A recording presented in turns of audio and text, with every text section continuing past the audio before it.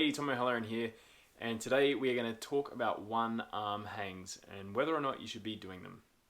So the one arm hang it's a pretty cool thing. Looks good.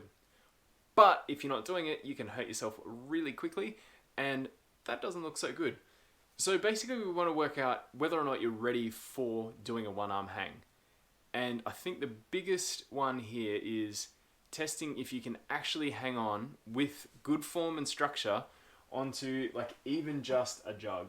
If you cannot hang on to a jug in that nice in control position, there is no way in the world that you're going to be able to hang on to a 20mm edge or 12mm edge, anything like that. There is no point in doing it. So you want to make sure that you're hanging on with some good form and you're engaged and you're able to hold it and it's nice and stable, and basically your whole shoulder is able to do it.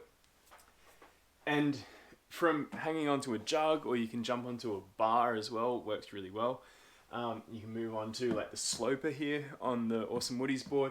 Just really make sure that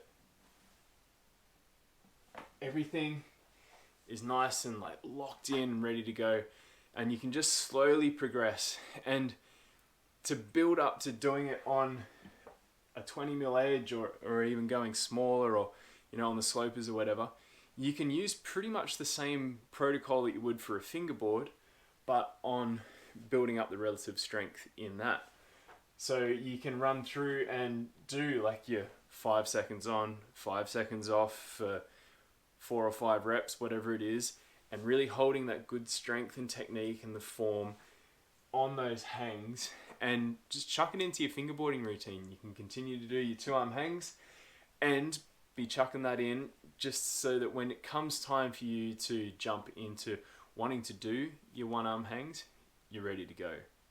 The other thing with 1-arm hangs is you generally don't want to be taking off a bucket ton of weight. If you're taking off more than a quarter of your body weight, you're totally just not ready. Move on to a bigger hold, move on to a better hold, whatever it is. If you can't hold on to that hold with 15% or less taken off, you're probably not ready for doing a 1-arm hang on that hold. So maybe move up to something that's slightly bigger, or come back to it in 6 months' time when you've got the strength and from doing some good 2-arm hangs. I think there is so much benefit in the 2-arm hang.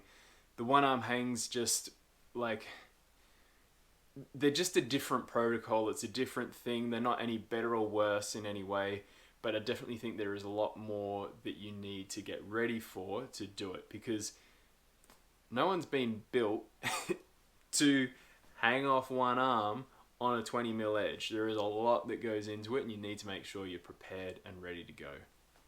So it's just a short little one today. Hopefully that gives you a little bit of an insight into how it kind of works. Basically, you want to make sure that you're fully ready to go. You can hang on to a jug, you can hang on to a nice little like flat roundy sloper sort of thing, really building up that strength so that when it comes time to actually hold on to something quite a bit smaller, you're ready to go. And all of this chain is working, and it's actually your fingers that are the ones that are getting stronger, because it is fingerboarding, hangboarding, whatever you want to call it. It's not about like how weak your shoulder is. You want to be training your fingers. So make sure you do the right thing. Catch you next time.